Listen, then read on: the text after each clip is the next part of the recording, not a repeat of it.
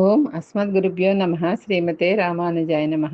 మంచి మాట మిత్రులందరికీ దాసోహం అండి. ఈరోజు మంచి మాటగా భారతంలో జరిగిన అందమైన సన్నివేశం గురించి చెప్పుకుందామా.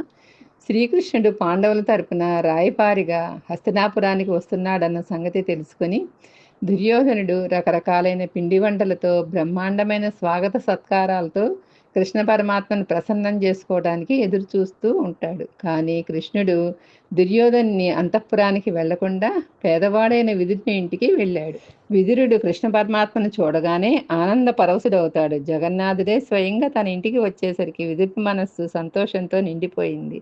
కృష్ణ పరమాత్మకు ఎదురేగి ఆయన్ని ఆహ్వానించి కృష్ణయ్య పాదాలు కడిగి కృష్ణుని చూసిన తన్మయత్వంతో తను తాను మరిచిపోయి అరటిపండు లోపలి గుజ్జును పారేసి తొక్కను కృష్ణయ్యకి తినిపిస్తూ ఉంటాడు.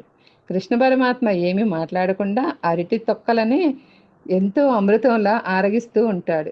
అంతలో ఎదురిని భార్య భర్త చేసే పనిని చూసి కంగారు పడిపోయి, ఏమిటండి, కృష్ణునికి అరటిపండు బదులు తొక్కను తినిపిస్తున్నారన్న భార్య మాటలు విని ఈ లోకంలోకి వచ్చిన విదురుడు తాను చేసిన తప్పును తెలుసుకొని తన తప్పును క్షమించమని ప్రార్థిస్తాడు. కృష్ణయ్య నవ్వుతూ, విదురా, దుర్యోధని ఇంటిలోని షటసోపేతమైన విందు తిన్నా నాకింత తృప్తి లభించేది కాదు.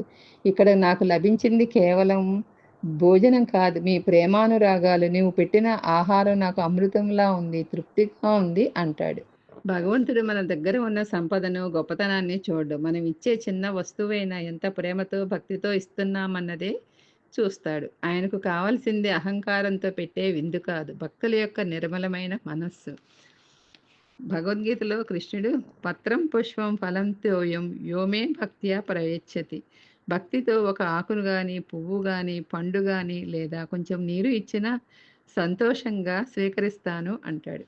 కాబట్టి మనం ఏది సమర్పించినా భక్తితో సమర్పిద్దాం. సర్వే జన సుఖినో భవంతు, లోకా సమస్త సుఖినో భవంతు. సర్వం శ్రీకృష్ణార్పణమస్తు. జై గోవింద.